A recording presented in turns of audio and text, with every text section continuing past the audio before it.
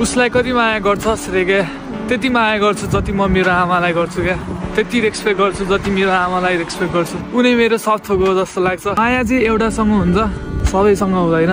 अनि माया सबैले पाउन पनि सक्दैन। कतिजनाले माया पाएर पनि कसले कदर गर्न सक्दैन।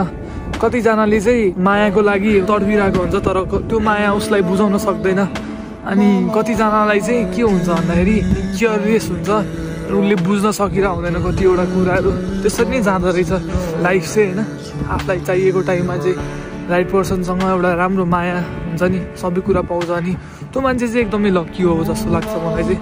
खत्रै लक्की हो, किनकि सबैले माया बुझ्न सक्दैन, सबैले माया पाउन पनि सक्दैन, सबैले राइट पर्सन पाउन पनि सक्दैन।